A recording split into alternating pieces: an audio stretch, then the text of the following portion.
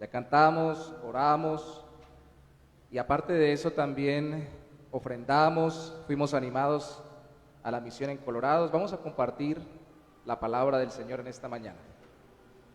¿Están listos? ¿O no? Amén. Le voy a pedir que por favor antes de hacerlo, oremos un momento más.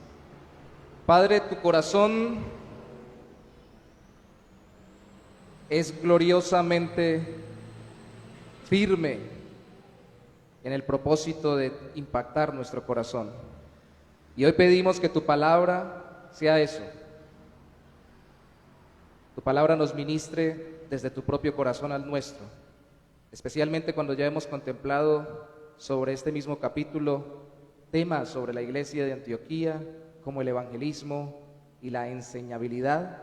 Hoy necesitamos, Señor, ser impulsados a la práctica con la generosidad.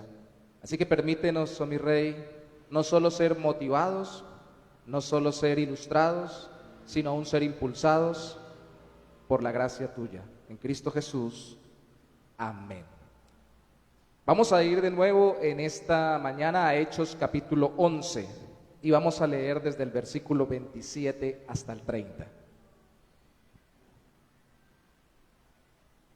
Hechos 11, 27 al 30.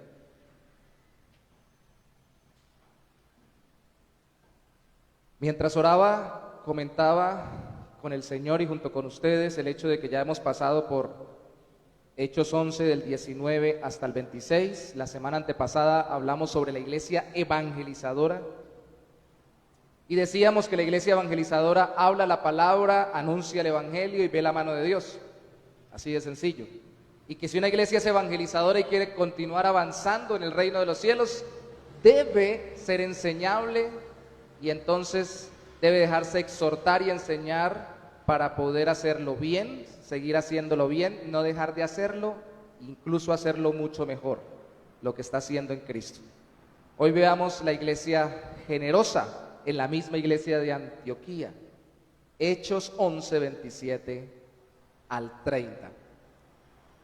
En aquellos días, unos profetas descendieron de Jerusalén a Antioquía. Y levantándose uno de ellos, llamado Agabo, daba a entender por el Espíritu que vendría una gran hambre en toda la tierra habitada, la cual sucedió en tiempo de Claudio. Entonces los discípulos, cada uno conforme a lo que tenía, determinaron enviar socorro a los hermanos que habitaban en Judea, lo cual en efecto hicieron, enviándolo a los ancianos por mano de Bernabé y de Saulo. Hace mucho tiempo yo escuché en mi tierra, y creo que en muchas partes de Colombia, aquel dicho que reza o que profesa que el dinero no lo es todo, pero ¿cómo ayuda? La plata no es todo, pero ¿cómo sirve? Y la realidad es que tener recursos económicos brinda una oportunidad para promover cualquier tipo de causa o cualquier tipo de movimiento social, filosófico, religioso, político. Es por eso que Cristo, cuando narró la parábola del mayordomo infiel en Lucas capítulo 16, dijo que los hijos de este siglo son más sagaces que los hijos de la luz en el trato con sus semejantes, usando los recursos, usando el dinero, usando los bienes materiales. En esa parábola Cristo no estaba autorizando a que uno use ilícitamente los bienes, estaba estimulando a que los creyentes pongan a disposición del reino de los cielos los bienes que poseen. Pues bien, la disposición de corazón para extender el reino de los cielos a través del evangelio requiere de la generosidad de los creyentes para compartir sus bienes. Y eso es muy importante recordarlo. Podemos tener disposición para extender el evangelio, pero tenemos que acompañarla de la generosidad para compartir los bienes. Porque estamos en un mundo que no solamente necesita que se le predique el Evangelio, sino que se refleje el Evangelio, y compartir nuestros recursos es una forma de hacerlo muy práctica, encarnando el mensaje del Evangelio de Jesucristo. Y este es el tema sobre la generosidad. Aquí es donde muchas iglesias, muchos creyentes individuales, muchas familias creyentes y muchas iglesias quedamos en el camino y o pasamos o nos quedamos. Porque podemos volvernos buenos evangelizadores, compartir el Evangelio de forma natural en nuestras casas, en nuestros trabajos, con nuestros amigos. Podemos ser dinámicos en hablar la palabra, en anunciar el Evangelio. Y podemos ver cómo Dios respalda eso con conversiones. Podemos incluso ser dóciles para que nos enseñen y volvernos cada vez mejores y más maduros cristianos, como pasó en la iglesia de Antioquía. Pero si no utilizamos nuestros recursos, el movimiento que se está generando, como pasó en Antioquía, puede ser estancado. Obviamente nadie frena la mano de Dios, pero en la soberanía de Dios, su mano se extiende poderosamente a través de nuestras vidas y de nuestras voluntades. Y una de las obras de Dios es hacernos generosos para extender su reino. ¿Cómo lo hizo en Antioquía? ¿Cómo queremos ser nosotros generosos? Veamos los principios solo con 2 puntos en esta mañana. Lo primero, recibieron la exhortación profética sobre la necesidad de dar a otros. Y lo segundo, determinaron servir con sus bienes como discípulos de Cristo. Y de hecho lo he agrupado solo estos 4 versículos en los 2 primeros y los 2 últimos, 27 y 28 y 29 y 30. De hecho podríamos agruparlo en 2 grupos de personas, profetas y discípulos. Los profetas exhortaron, los discípulos determinaron dar. Necesitamos gente que exhorte y gente que determine dar dentro de las iglesias. Así que empecemos con la exhortación profética sobre la necesidad que tienen otros. Mire el versículo 27 conmigo de nuevo, por favor. Hechos 11, 27. En aquellos días, unos profetas descendieron de Jerusalén a Antioquía. Ya hemos hablado hace 2 domingos sobre ¿qué era Antioquía? ¿Cómo era una metrópoli? No era Antioquia, sino Antioquía. Su nombre venía de Antíoco, el padre del primero de los reyes Seleucidas, y que de ahí en adelante tomaron esos títulos Antíocos, y por eso Antioquía no solamente estaba allí en Siria, sino también en Pisidia, en otra provincia de la época. Sabemos ya, desde hace 2 domingos, recordamos que de allí vinieron los discípulos evangelizando, al principio solo a judíos, por causa de que habían sido esparcidos en la persecución que inició con la muerte de Esteban, pero que luego también predicaron a los gentiles, y que se formó una iglesia, y que luego Bernabé vino, los animó a seguir, y Pablo les enseñó y los afirmó en Cristo. Pero necesitaban ser exhortados para ser cada día más agradecidos, porque los profetas venían de Jerusalén, de donde habían llegado los primeros creyentes para plantar esta iglesia. Por eso hablamos de que los profetas que aquí hablaron, los exhortaron motivando la gratitud.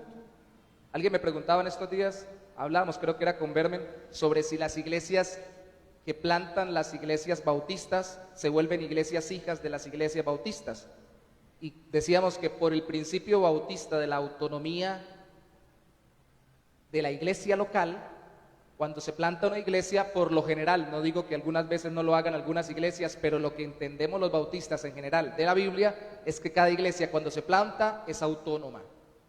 O sea, por más que tengamos 10 iglesias hijas, cada iglesia tendría su propia sostenibilidad, su propio gobierno local, y nos unimos y nos aliamos para rendirnos cuentas mutuamente y colaborarnos en la extensión del Evangelio y en la consolidación doctrinal.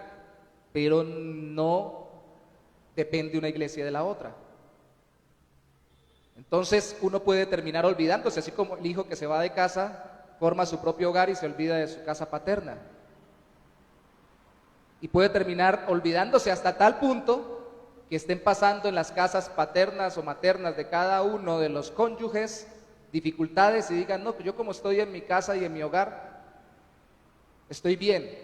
y seamos ingratos. Las iglesias tienen que ser agradecidas. Si ellos habían venido de Jerusalén hasta Antioquía, debían agradecer la obra de Dios desde Jerusalén hacia ellos.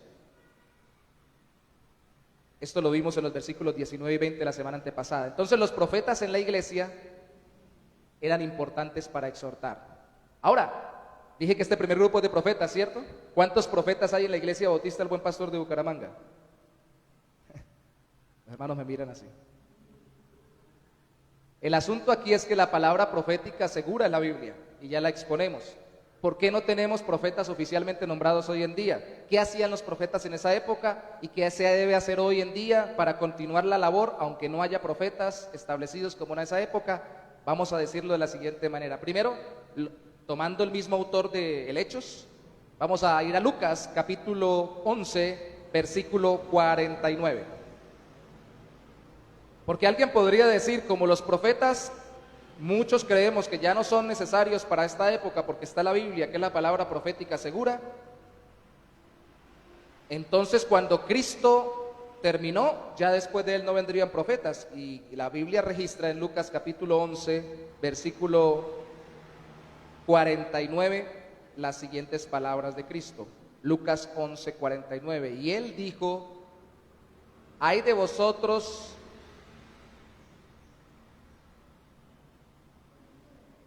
Lucas 11, 49, perdón, no tengo los lentes, se me olvidó ponérmelos. Por eso la sabiduría de Dios también dijo: les enviaré profetas y apóstoles, y de ellos a unos matarán y a otros perseguirán. Está describiendo Cristo lo que había pasado tradicionalmente en el pueblo judío con los profetas que se habían enviado. Pero se enviarían entonces profetas después de Cristo. Habrían profetas como los hubo en el Antiguo Testamento, y si no, por lo menos serían aquellos hombres que transmitieran el Evangelio de una forma especial. Pues miremos el cumplimiento que se narra en Hechos capítulo 2, versículo 17. Cristo predijo sobre profetas que él enviaría, así como se habían venido enviando en el Antiguo Testamento, y que los demás matarían. Pero en Hechos capítulo 2, en el Pentecostés, en el versículo 17, se retoma lo dicho en el Antiguo Testamento para la nueva era o la nueva época del Evangelio con la iglesia.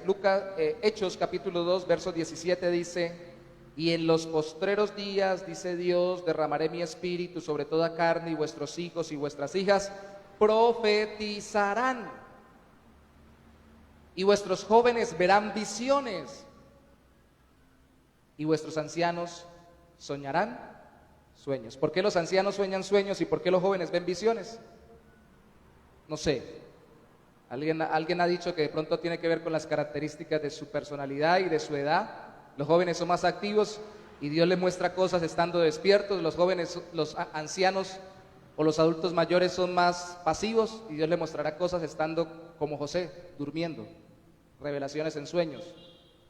Pero el asunto aquí no era si específicamente iba a suceder así. El asunto aquí es que sí iba a haber una continuidad de hombres y mujeres ya bajo el nuevo pacto, que iba a traer el cumplimiento de lo prometido por medio del Evangelio de Jesucristo, que se le pudiera llamar profetas, o por lo menos que ejercieran un oficio profético. También los identificó Lucas en Hechos capítulo 13. Vamos a saltarnos un poquito lo que veremos dentro de 15 días, hablando sobre la iglesia enviando misioneros. Hechos 13, versículo 1 dice que había entonces en la iglesia que estaba en Antioquía profetas y maestros.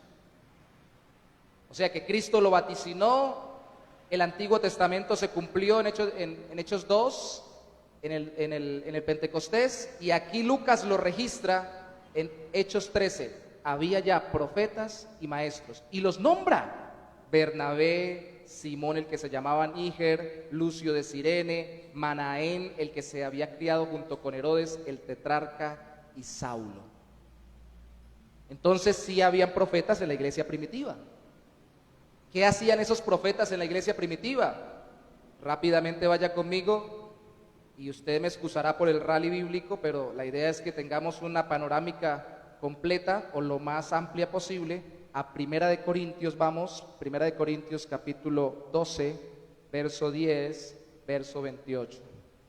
Primera de Corintios 12, verso 10 y verso 28. Allí se estaban dando profecías. Y Pablo tiene que intervenir frente al desorden y decir que no todos tienen los mismos dones. Primera de Corintios 12, 10 dice: a otro el hacer milagros, a otro profecía, a otro discernimiento de espíritus, a otro diversos géneros de lenguas, a otro interpretación de lenguas. Si usted salta conmigo al versículo 28, cuando parece que él los enlista por prioridades, en 1 Corintios 12, 28 dice que a unos puso Dios en la iglesia primeramente apóstoles, luego profetas, lo tercero maestros, luego los que hacen milagros, después los que sanan, los que ayudan, los que administran, los que tienen don de lenguas.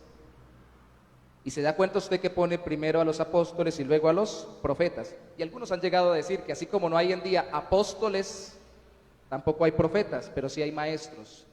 Y como usted se dio cuenta en el otro texto que leímos, Hechos capítulo 13, que lo veremos mejor dentro de 15 días, los profetas en el Nuevo Testamento, aunque parezca que no, muy parecido al Antiguo Testamento, no era solamente que vaticinaban cosas del futuro, sino que primordialmente enseñaban al pueblo de Dios a vivir conforme a la voluntad de Dios.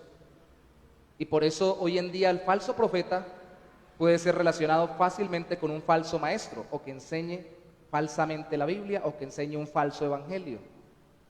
¿Y quién sería un buen profeta? Pues sería un buen maestro, o que enseñe correctamente y exponga correctamente lo que Pedro le llama la palabra profética segura, que es la Biblia. ¿Por qué di toda esta vuelta por todos lados? Porque los profetas hoy en día, para quienes, grábese muy bien esto por favor, para quienes individualmente como creyentes o grupalmente como iglesia son cesacionistas y piensan que no son para esta época, entienden que ya no están, ya no existen, ya no ejercen, pero su exhortación profética sí debe continuar en la iglesia. ¿Y en qué consistía la exhortación profética? Capítulo 14 de Primera de Corintios, versículo 3. El que profetiza habla a los hombres para edificación, exhortación y consolación. Hay que alimentar edificando el intelecto, exhortando el ánimo para actuar y consolando los corazones y las emociones. Hay que aplicar integralmente el mensaje de Dios salido de la palabra. Y si no hay profetas oficialmente hablando hoy, sí tenemos que seguir haciendo esto. ¿Cómo se hace esto? Desde un púlpito, a través de lo que es la predicación.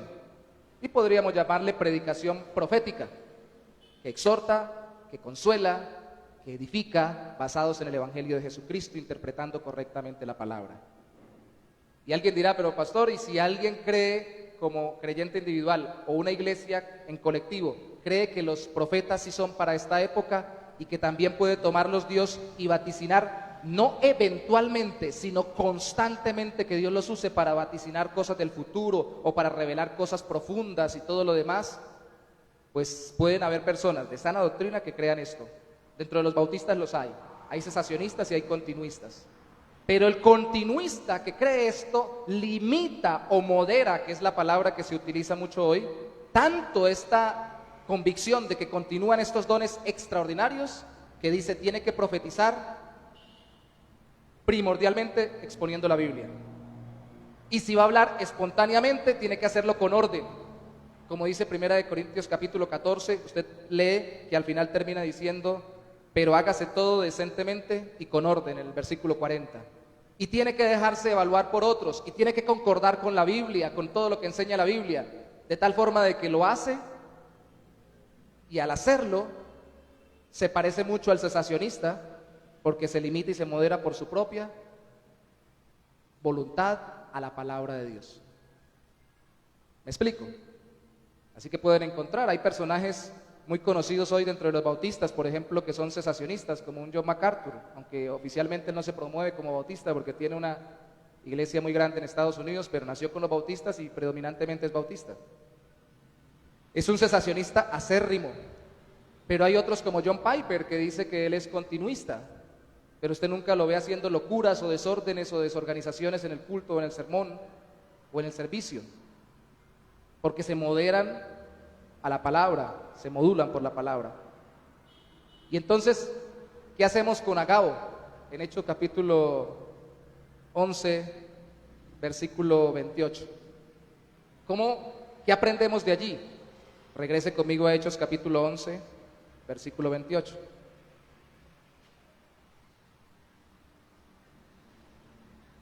Ay, Agabo. Hay un debate, por ejemplo, entre continuistas y cesacionistas. Dicen, por ejemplo, los continuistas hablan de que la profecía no continuó igual en el Nuevo Testamento que en el Antiguo. Y dicen que en el Nuevo Testamento sí era falible. Y utilizan a Agabo como ejemplo, porque dicen que falló en otra profecía que dio. Que simplemente se expresaban y que podían estar en lo correcto o no. Realmente esto nunca ha sido así ni en el Antiguo ni en el Nuevo Testamento. Realmente el profeta tenía que decir lo que Dios le mandaba. El asunto es que se ignora tanto en el Antiguo como en el Nuevo Testamento cuál es el objetivo de la profecía. Mire el versículo 28 conmigo de nuevo. Y levantándose uno de ellos, uno de los profetas que existían, llamado Agabo, daba a entender por el Espíritu, y definitivamente tenía que haber sido un momento especial de culto, de adoración, o lo que algunos llaman una experiencia estática o manifestación particular en ese momento que le dio Dios para hablar. Porque dice daba a entender por el Espíritu. ¿Qué daba a entender? Que vendría una gran hambre en toda la tierra habitada. Quiere decir que ya había sucedido cuando escribió esto Lucas, la cual sucedió en tiempo de Claudio, del emperador Claudio. Él habló cuando todavía no era tiempo del emperador Claudio. Lucas lo registró en Hechos de los Apóstoles cuando ya había pasado el tiempo del emperador Claudio. Sucedió, predijo una hambruna.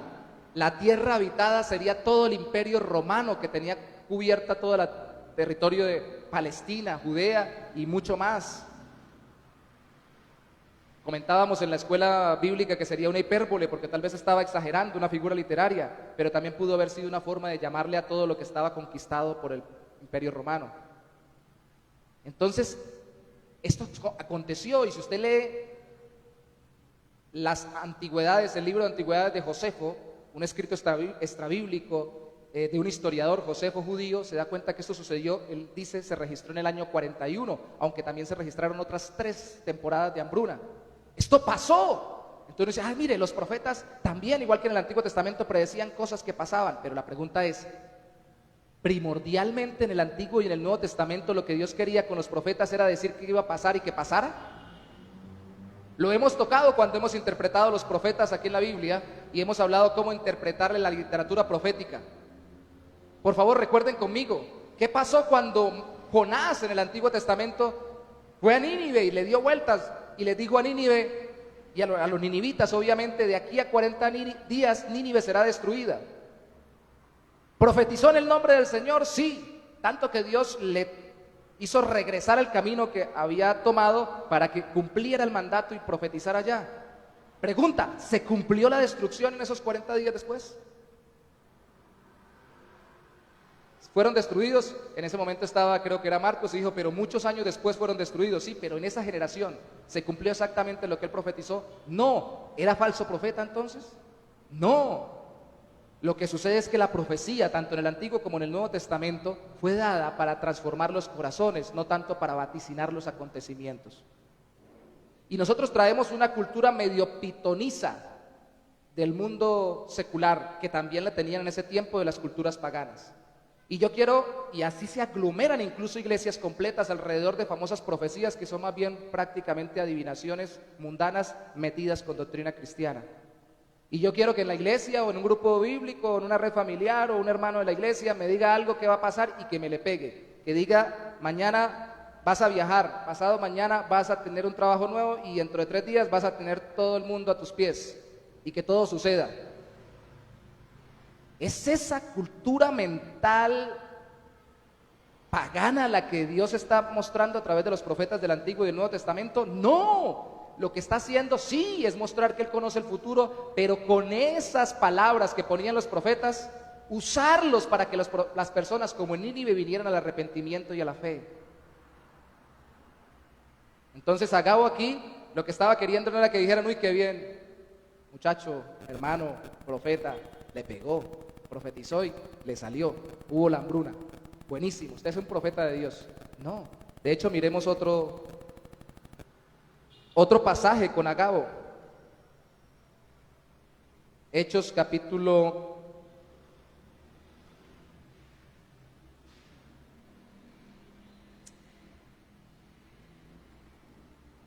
18.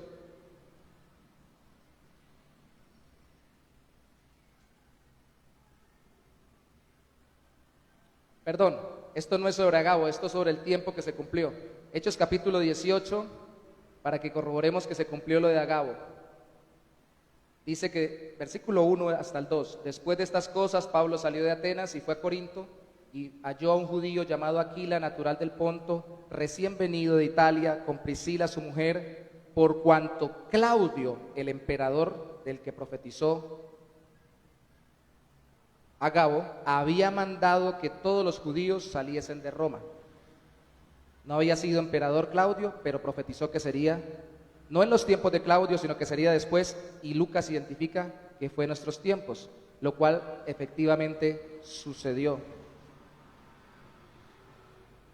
Agabo luego profetizó a Pablo en el capítulo 21, que es el texto que quiero que miremos con respecto a este mismo profeta. Hechos capítulo 21,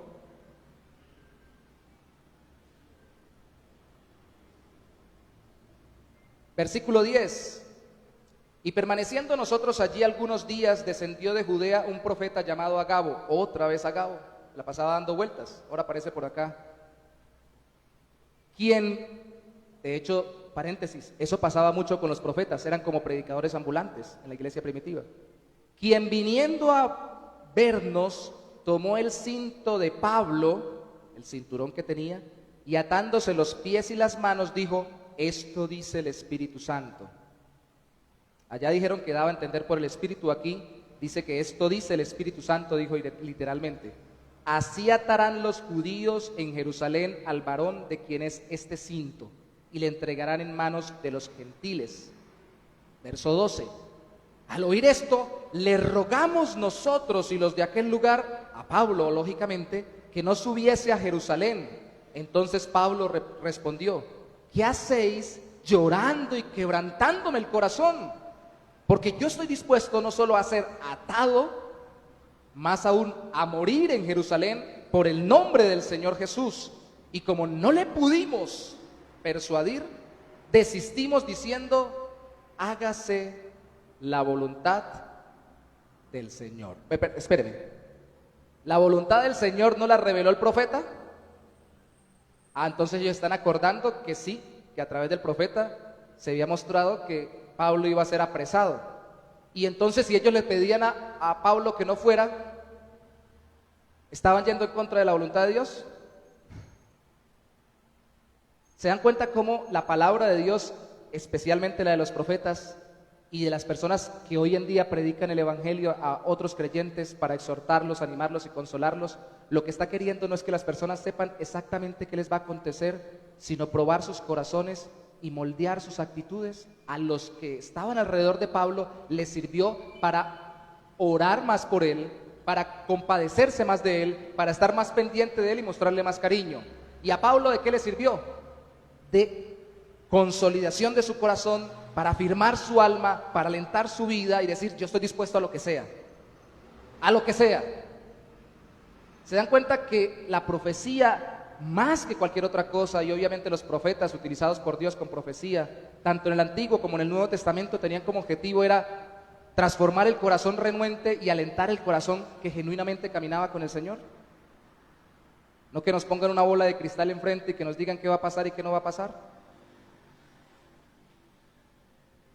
Por eso es que es diferente la enseñanza a la predicación hoy en día. Acabamos de tocar este mismo texto de Hechos 11, capítulo 27 al 30, y quienes estuvieron conmigo en la escuela bíblica a las 9 de la mañana, saben que lo hicimos, ¿cierto? Y lo miramos en forma de enseñanza, no en forma de predicación. ¿Hay diferencia como lo estamos viendo ahorita? Sí. Allí solamente contemplábamos y debatíamos y estudiábamos, indagábamos, mirando cómo se estudia un texto.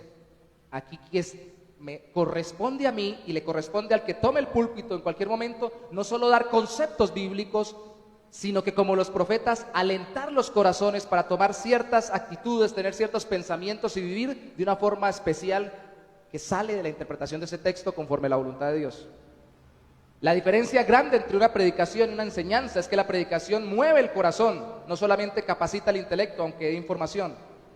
Mientras que la enseñanza capacita mucho el intelecto y al final mueve el corazón, pero no es tanto una exhortación, un llamado de atención o un impulso, sino una capacitación que puede desarrollarse de diversas formas. Por eso si alguien predica la Biblia y no entiende que en estos tiempos el predicador debe ser como el profeta antiguo del Antiguo Testamento y como el profeta de la iglesia primitiva, siendo usado por el Espíritu de Dios para abrir la palabra profética segura y exhortar a los hermanos, entonces no está entendiendo a qué lo están llamando. Necesitábamos abordar este primer punto, que ellos fueron exhortados a gratitud con la iglesia de Jerusalén por medio de los profetas y aclarar por qué fue a través de los profetas. Entonces, la pregunta es, ¿nos dejamos motivar a dar generosamente ante la necesidad de otros? O lo decíamos hace un rato en la enseñanza bíblica, o decimos, a ver, usted me está diciendo que hay que dar para tal cosa, ¿usted es profeta, como Agabo? No necesitamos que se levante alguien que diga que es profeta, simplemente si nos motivan desde la palabra del Señor expuesta correctamente, debemos dejarnos alentar y guiar por el Señor. Si no damos ante las necesidades urgentes, cuando alguien nos alienta de parte del Señor, guiado por el Espíritu Santo, interpretando correctamente la Biblia, si no damos así, siendo que hay una necesidad urgente, ¿cómo vamos a dar constantemente, por ejemplo, como Pablo, como el hermano Carlos pasó hace un rato a decir, para plantación en Colorados?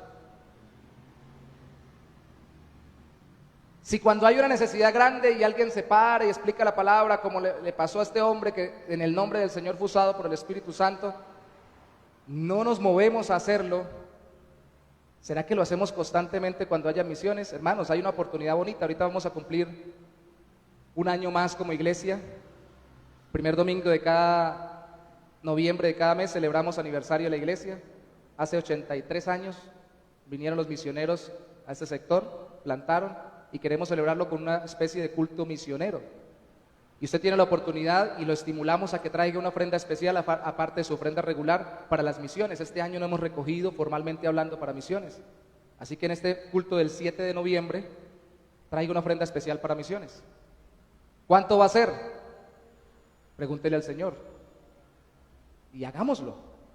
Y saquemos eso de una forma especial para el trabajo en Colorados, para dar para la DBC, esperamos que tengamos para repartir para las misiones en diferentes enfoques. Los años anteriores hemos dado para la DBC, la ofrenda misionera, hemos dado para el pastor Héctor, que está también allá plantando, fue pastor de la iglesia, está ya de misionero en los Motilón Barí, y hemos dado también para acá.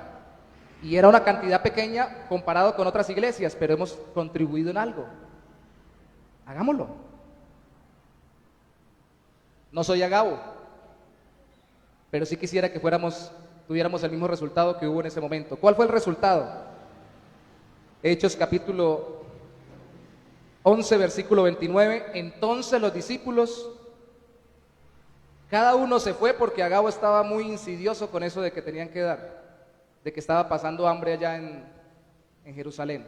No dice que los discípulos, cada uno conforme a lo que tenía, no conforme a lo que no tiene, conforme a lo que tenía, determinaron enviar socorro a los hermanos que habitaban en Judea. ¿Cuáles discípulos? Los que formaban la iglesia de Antioquía. Si usted mira conmigo un poco más atrás, a estos discípulos, versículo 26, se les llamó cristianos. Dice versículo 26, se congregaron allí todo un año con la iglesia, enseñaron a mucha gente, y a los discípulos se les llamó cristianos por primera vez en Antioquía. Esta gente ya tenía una profunda convicción de quién era en Cristo. Y por eso podían recibir la exhortación a dar con generosidad y decir, nosotros queremos colaborar, queremos ayudar. ¿Están pasando hambre ya o van a pasar hambre? Vamos a sacar de entre todos y vamos a aportar. Lo primero que se enfoca allí es que en el versículo 28 eran los mismos discípulos que tenían ya una consolidada vida cristiana. y era, de acuerdo al versículo 29, para socorrer, verso 29. Entonces los discípulos, perdón, 28, todavía estamos en el 28, determinaron enviar socorro a los hermanos que habitaban en Judea. La palabra socorro es la misma palabra para servicio. Determinaron servirles con sus bienes. Hermanos, el servicio es una forma cristiana de adorar al Señor beneficiando a los demás. Y a veces limitamos el servicio solo a lo que hacemos y no a lo que damos. Usted sirve con sus bienes también. Se ha dicho muchas veces que para las misiones no solamente se debe orar por el que va, sino también se puede ir o se puede ofrendar si no se va. Y uno sirve de los bienes, porque mi amado hermano y hermana, con lo que usted trabaja o con lo que usted labora, se esfuerza para hacerlo conforme a la voluntad de Dios, para la gloria de Dios, y cuesta cada centavito que recibe, y cuesta cuando lo da. Así lo dé con toda la alegría y con todo el corazón, es parte de su esfuerzo. Usted sirve, adora al Señor y sirve a los demás también con lo que comparte. La palabra socorrer significa que les servían a ellos, que eran hermanos, especialmente hermanos que no eran de su propia iglesia local. Eso ayuda a quitarnos la mezquindad. A veces es fácil recojamos para algo en la iglesia. Gracias al Señor hicimos una recolecta, hicimos unas hallacas, le decimos en Venezuela y Cúcuta, aquí se le dice tamales, las vendimos, compramos los parches de la batería. Pero si fuera para alguien o para personas que no son de nuestra iglesia, es lo mismo en la parte personal. Somos capaces a veces nosotros de sacar cosas particulares para eventualidades nuestras, pero nos cuesta para los demás. Cuando lo hacemos para otros, nos liberamos de la mezquindad de solo pensar en nosotros. Y ellos pensaron en los de Jerusalén, que habitaban en Judea, así lo traduce o así lo pone el versículo bíblico, e ilustra la ayuda entre iglesias locales y entre distintas ciudades. Hermanos, al ayudarnos cuando hay necesidad entre iglesias y entre distintas ciudades, es lo que termina fundamentando la posibilidad de que las iglesias se unan para hacer obra misionera. ¿Usted no sabe lo difícil que es unir iglesias para hacer obra misionera? Ahorita, por ejemplo, en la regional, y no me deja mentir aquí mi hermano que viene de Cúcuta, en la regional de Santanderes, la iglesia que más planta misiones es la primera iglesia bautista de Cúcuta. ¿Y por qué las demás no están plantando la misma cantidad de misiones? Si podemos unirnos y colaborarnos, porque es difícil ponernos de acuerdo para hacerlo. Porque es difícil pensar en conjunto, y aunque cada iglesia es local, autónoma, pues les parecerá contradictorio, no lo es paradójico, pero complementario. Las iglesias bautistas nos unimos, no para que una mande sobre la otra, sino para plantar otras iglesias, para evangelizar, para hacer campañas, para extender el reino. ¿Y sabe qué es lo difícil? Que a veces nos aferramos a esa libertad que tenemos de administrar lo que Dios nos dio, y no queremos que nadie se beneficie de lo que tenemos. Estoy hablando como iglesias, también como creyentes. Dios quiere que entendamos que esto es necesario para coordinar esfuerzos misioneros, aprender a desprendernos de lo que nosotros tenemos. Nos ha costado mucho. Hablaba con los hermanos del consejo ayer, no hemos vuelto a dar para Promisan, lo saben en Promisan, lo saben en la DBC. Esto de pronto no se dice de un púlpito, pero lo voy a comentar porque estamos aquí y no tenemos ninguna cosa oculta. Y empezamos de nuevo a retomar, ya lo hablamos con la nueva tesorera. Y dice, pero si entra poquito, ¿cómo vamos a compartir el 4% o el tanto por ciento con esta otra entidad? Porque si no aprendemos a dar en lo poco, cuando tengamos mucho más mezquinos y menos dadivosos somos. Tenemos que hacerlo. Y si como iglesia no compartimos lo que tenemos, ¿cómo le decimos a los hermanos dentro de la iglesia que compartan de lo que tienen con la iglesia? Hermanos, no podemos plantar, que queremos plantar en Colorados, si no colaboramos económicamente. Y no podemos colaborar económicamente continuamente para plantar una iglesia, si ni siquiera cuando hay necesidades de nuestra iglesia colaboramos, y ni siquiera nos extendemos cuando hay algo urgente fuera de nuestra iglesia. Necesitamos pedirle al Señor que nos ayude a renunciar a nuestra ambición y egoísmo. Y no estoy diciendo que usted gane millones y los esté acumulando, ni yo tampoco.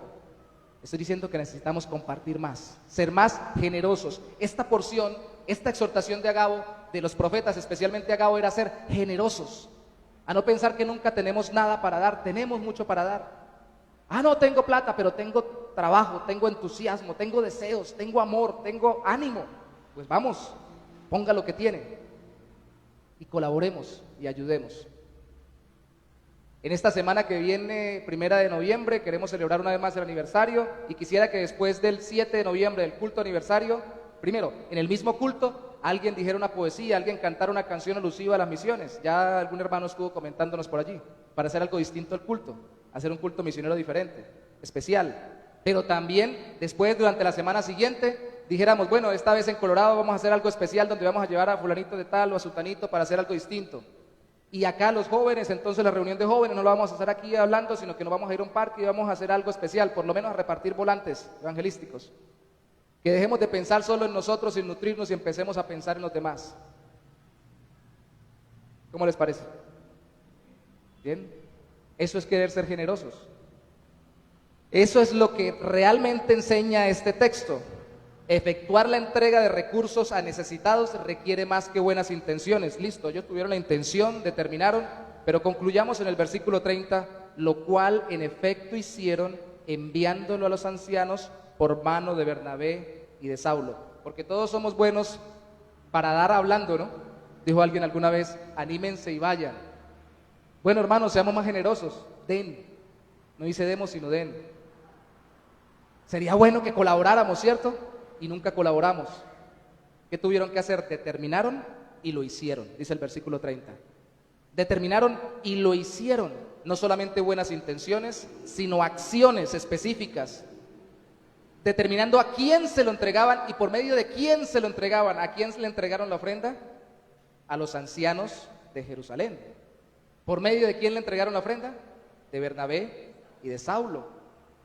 Muy seguramente no lo iban a mandar por medio de un recién convertido que acababa de salir de una vida de estafa, porque de pronto se perdía en el camino la plática. Lo mandan por medio de hombres probados, que los habían edificado, enseñado y que, como vimos en el capítulo 13, también eran considerados como profetas y maestros, que venían de allá de Jerusalén, eran los ideales. Mandemos la ofrenda con ellos. Pero mandémosela no a cualquiera, sino a los ancianos de la iglesia para que la administren para la iglesia y no para cualquier otra cosa. También para dar hay que ser sabios, para unirnos y ayudar también hay que hacerlo con sabiduría, para que los recursos no se pierdan fácilmente. Toda esa logística para ayudar es necesaria también para plantar iglesias. Todo esto lo queremos desembocar en el hecho de que la iglesia de Antioquía en capítulo 13 envió misioneros para plantar iglesias, Bernabé y Pablo. Y esta organización, como le decimos hoy, logística de dar y de compartir, era esencial que la tuviera la iglesia y que la tuvieran los hermanos para luego poder colaborarse en la plantación de iglesias, en el dar recursos y en el poder ayudar a los demás. Por favor, piense en la siguiente ilustración y pregúntese si no es así. A veces es más fácil ponernos de acuerdo para gastar que para dar, ¿cierto? Venga, pase ahí, que vamos a gastar en esto, venga, pase, colabore con aquello, rapidito, ¡pum! Hacemos lo que tradicionalmente se dice en Colombia, una vaca. Y rapidito sacamos para una cosa, rápido, rapidito. Algo que no tiene trascendencia, pero que nos gusta. Para gastar en lo nuestro sí, pero para dar a otros que necesitan a veces cuesta. ¿Y por qué cuesta? Porque estamos dando de nuestra propia vida. ¿Cuál es la recompensa? La recompensa es que veremos a Dios obrar en otros. Hace falta tiempo. Por ejemplo, si usted invita a alguien a venir al culto, tiene que sacar el tiempo para traerlo. Si invita a alguien a su red familiar, tiene que sacar el tiempo para, si usted dirige la red familiar, para tener el tema y explicar el tema y orar por la persona antes de que venga. Si usted va a colaborar o llevar unos recursos como Bernabé y Saulo, así lo manden nada más a llevar lo que se recogió en la iglesia, tiene que sacar tiempo para hacerlo, ir hasta allá. Nosotros pensamos ir a la reunión, a algunos hermanos a la reunión con la DBC a final de mes allá en Cúcuta. Tenemos que descuadrar la agenda, descompensar la programación y entregar algo. ¿Qué está dando usted para que el reino de Dios se extienda? Tenemos que organizarnos para dar y sobre todo cuando hay necesidad. Conclusión, organicémonos y que cada uno se organice. Pongamos un rubro en nuestro presupuesto de gastos, que no son gastos sino inversiones, para dar. Lo dijimos hace como un mes y medio cuando hablamos también de finanzas. No veníamos acá, este es un punto para una iglesia misionera, pero hablamos en ese momento de finanzas. Si usted no lo programa, no lo hace. Si usted no lo pone en la agenda, no lo realiza. Si usted no separa parte, hermanos, aquí en nuestra iglesia hay personas que se organizan de tal forma que tienen un paquetico, un bojotico marcado con cada cosa que va a gastar, con la ofrenda que va a dar y con lo que va a ayudar a otros que están en necesidad. Hace muchos años yo estaba en una vigilia que me invitaron para recoger fondos, para extender el evangelio y para plantar otras iglesias. Toda la noche era la vigilia. Un predicador cada 45 minutos, una hora, intercalado con alabanzas y adoración y oración. Y yo no quería ir porque era interdenominacional y muy probablemente me iba a ir en algún aspecto como chocando con la forma como predicaban otros. Pero era un buen amigo, creyente, ministro, y me pidió el favor. Y yo lo recuerdo como si fuera el día de hoy. Yo saqué un sermón sobre todos los principios bíblicos, sacando unas buenas ilustraciones, según yo pensé, del Nuevo Testamento, para que veamos por qué tenemos que dar, sin apelar a la codicia, sin apelar de que dé 1000 para que se le devuelvan 100,000, sin decir es que mañana le vamos a devolver en su cuenta bancaria, o el milagro que pidió le va a suceder, ni pase al frente y pacte, solo apelando a la Biblia. Y cuando terminé yo dije, bendito sea el Señor, se percibió algo. Pero al final, como ahora que estoy terminando, yo puse un ejemplo, una ilustración que encontré de un predicador antiguo para nosotros, apenas de una generación atrás, que decía que él conoció una ancianita, como personas que conocemos en esta iglesia, que tenía lo necesario en su casa y tenía un sobre para la misión de fulanito de tal, otro sobre para la misión de fulanito de tal, otro sobre para el misionero tal, y todo organizado para sus gastos y todo organizado para sembrar el resto de dinero que tenía. Todo lo organizaba de esa manera. Y él decía, eso es querer uno servir y organizarse. Cuando terminé con esa ilustración quedé contento, pero tan pronto pasó el siguiente predicador, lo primero que dijo, yo sí traigo buenas ilustraciones de lo que es la bendición de dar. Yo sí traigo buenos ejemplos. Y más o menos sacó el siguiente ejemplo porque nos sirve de ilustración. Y lo quiero decir con toda claridad y con toda sanidad de corazón. Dijo, había alguna vez un culto donde un predicador estaba por empezar su servicio o la iglesia, pero el pastor que iba a predicar estaba allí sentado orando, de pronto escuchó un problema allá atrás y vio que los sugieres estaban como forcejeando con alguien que quería entrar y le dijeron, él le dijo que por qué no lo dejaban entrar, entonces que no, que porque venía como mal vestido y él se dio cuenta que era como una persona de campo, entonces que porque olía mal y se vestía mal, porque venía de su trabajo no era razón para no dejarlo entrar. Dijo, déjenlo entrar, pero él trae una carretilla, entonces dijo, no, pongan la carretilla entonces al frente, pásese hasta el frente. Y mientras estaba el hombre predicando al frente, dice que mientras estaba predicando o orando, no recuerdo cómo fue que lo dijo, en ese momento empezaron a llover monedas de oro en la carretilla y entendió por qué es que tenía que haber dejado entrar al hombre con la carretilla. Y yo prácticamente pensé, métame los dedos en la boca a ver si no muerdo. Eso es una fantasía. Y si sucedió no es una norma. Que Dios puede hacer llover monedas de oro, puede hacer llover lingotes de oro. Pero decir eso en una congregación es manipularlos. Y a eso no tenemos que apelar. Yo trato de exhortar por la Biblia, para que usted se anime a participar en dar con otros generosamente y en las misiones.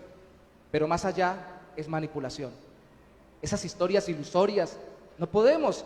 Ese mismo día una señora familiar del que me invitó dijo, uy, yo no sé qué me pasó ese día. Porque así empezó y terminó, como les comenté a los hermanos, usando un texto mal interpretado, tirando agua, talco y una cantidad de cosas más para decirles que ellos eran como los camellos que bebieron de la mano de Rebeca cuando llegó el siervo de Abraham a buscarle marido a Isaac. Y dijo la señora, la familiar de este pastor que me había invitado, me dijo, yo no sé qué me pasó, y yo pasé y di mi platica. Cuando les dijo al final de todo eso y esas ilustraciones tan fantásticas y esa forma de interpretar la Biblia tan teatral pero tan mal hecha, mucha gente pasó y botó plata en el piso, porque se recoge mucho.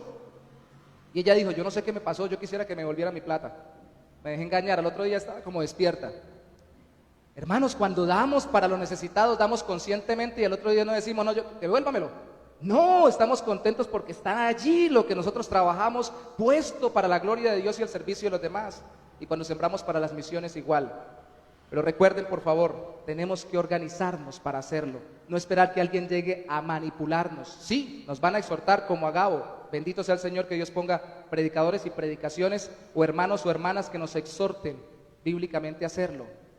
Pero no esperemos a que siempre suceda así. Organicémonos para que sea constante. Organícese para dar constantemente a la iglesia, para colaborar constantemente de su presupuesto a alguien que esté en necesidad, para dar para las misiones. Organícese para eventualmente, yo lo animo a que lo haga, que no solamente ponga sus ofrendas y diezmos regulares, sino que también eventualmente ponga también en el cofre de las ofrendas misioneras, aparte. Así como hay hermanos que están recogiendo en las redes familiares dinero especial para poder extender el evangelio y hacer algo en las redes familiares allí y en ellos mismos invertir para la gloria de Dios. Hermanos, animémonos y organicémonos juntos para dar conforme a la voluntad del Señor. Necesitamos un local en Colorados. ¿Cómo lo vamos a tener?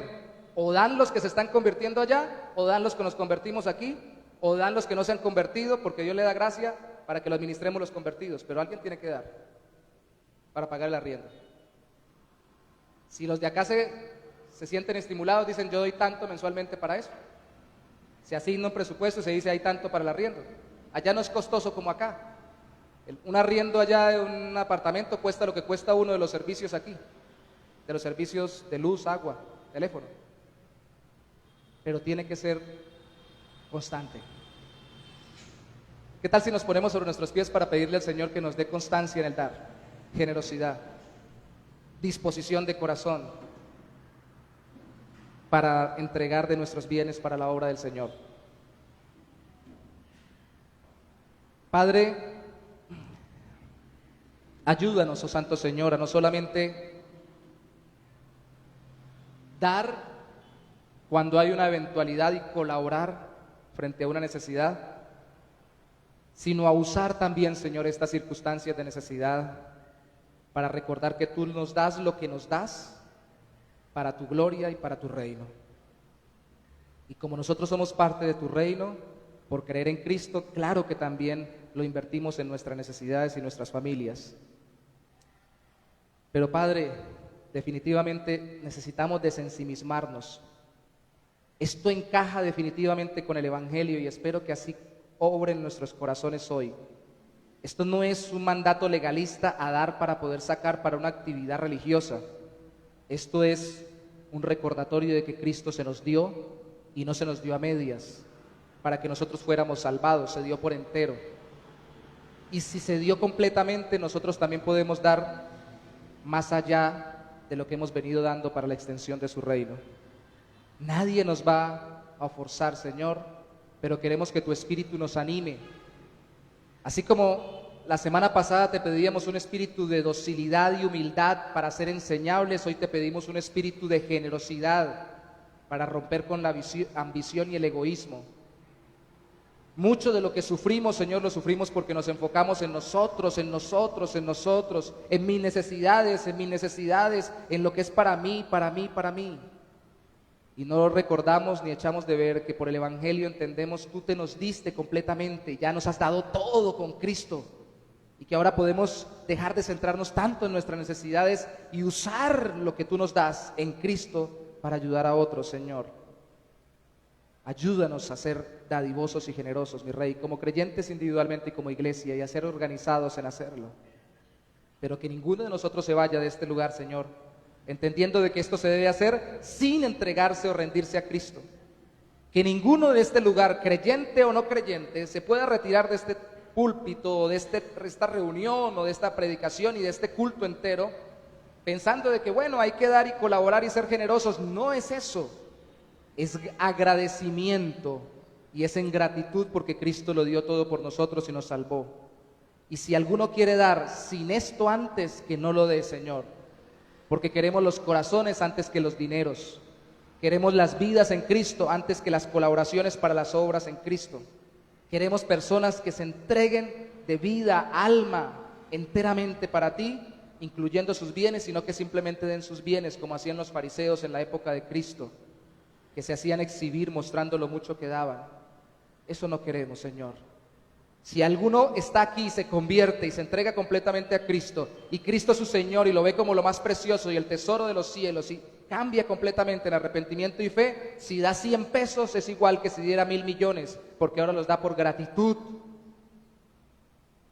y en respuesta a un evangelio que transforma el corazón. Haznos más generosos, Señor, haznos más generosos, te lo pedimos, en el nombre maravilloso de Cristo Jesús. Amén y amén.